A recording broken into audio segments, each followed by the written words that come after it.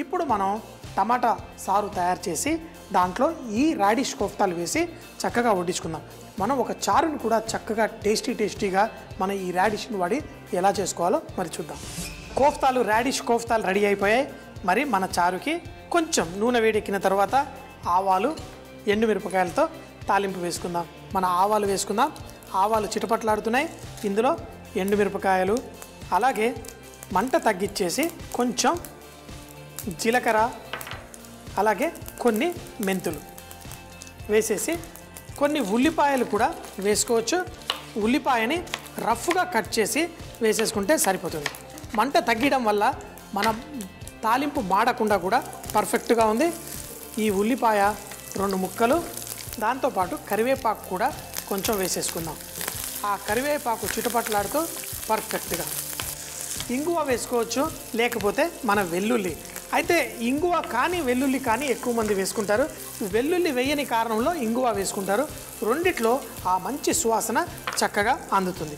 ఇప్పుడు మనం దీంట్లో కొంచెం అంత పసుపు, అలాగే టమాటా జ్యూస్, టమాటాని ఒక 2-3 టమాటాలు మిక్సీ జార్లో వేసేసి మనం దీంట్లో వేసి కుక్ చేసేసుకుందాం.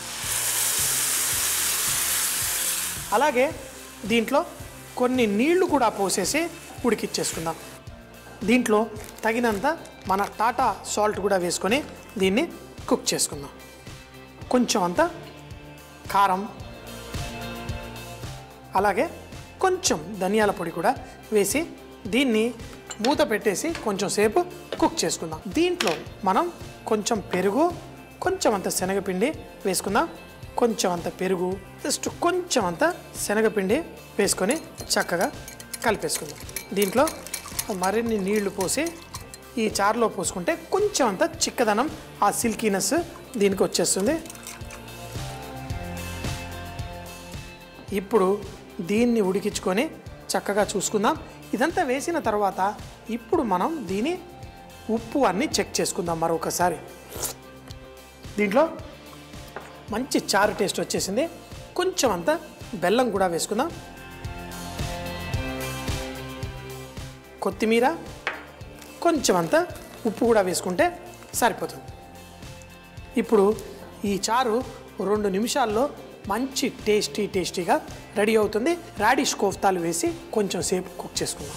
మన చారు పర్ఫెక్ట్గా ఉడుకుతోంది.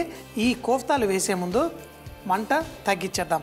కావాలంటే మంట ఆఫ్ కూడా చేసేద్దాం. దీంట్లో ఈ కోఫ్తాలు వేసేసుకుందాం. ఎందుకంటే ఈ కోఫ్తాలు మళ్ళీ చక్కగా ఈ జ్యూస్ అంతా పీల్చేసుకుంటుంది. ఆ ముక్కలు విరిగిపోకుండా చక్కగా దీంట్లో కొంచెం సేపు అయితే మనం వడ్డించుకునే ముందే ఇవి వేసుకుంటే పర్ఫెక్ట్గా ఉంటుంది. ఇప్పుడు ఆ జ్యూస్ అంతా పీల్చుకొని టేస్టీగా తయారవుతుంది. మన కోఫ్తాలు, మన చారు రెడీ.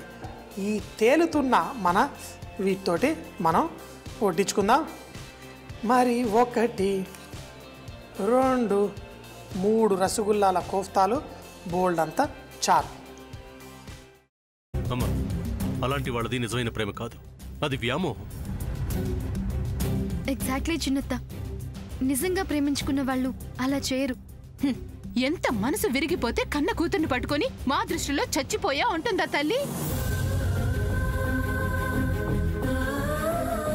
అది సరే అమ్మా, తన కూతురుతో తన మాట అనేటప్పుడు ఆమె మాటల్లో వ్యథ, కళ్ళల్లో బాధ గమనించావమ్మా? పెద్దబాబుకు బర్త్డే విషెస్ చెప్పు కూడా వెళ్ళాం కదా.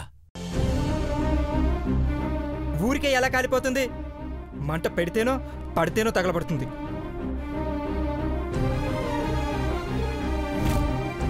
కరెక్ట్ చిన్నబాబు, నీకొచ్చినట్టే నాకు డౌట్ వచ్చింది. పార్వతే షర్టును తగలబెట్టిందనుకుంటా.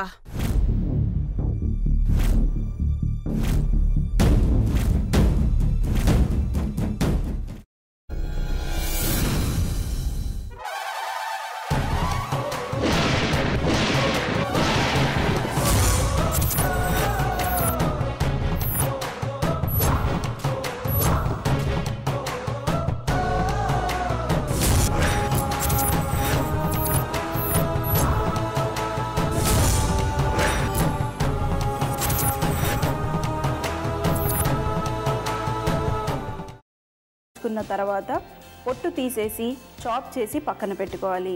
ఒక ప్యాన్లో కొద్దిగా నూనె వేడి చేసి అందులో ఆవాలు, మినప్పప్పు, శనగపప్పు, కరివేపాకు, సన్నగా తరిగి పెట్టుకున్న ఉల్లిపాయలు వేసుకుని 1 నిమిషం పాటు వేయించుకోవాలి. ఆ తర్వాత కాల్చి కట్ చేసి పెట్టుకున్న వంకాయని కూడా అందులో వేసుకుని బాగా మిక్స్ చేసి బౌల్లోకి ట్రాన్స్ఫర్ చేసుకుని అందులో తగినంత చిక్కటి పెరుగు లేదా పల్చటి పెరుగు వేసుకుని మిక్స్ చేసి అన్నంతో కానివ్వండి, చపాతీతో కానివ్వండి సర్వ్ చేసినా చాలా బాగుంటుంది.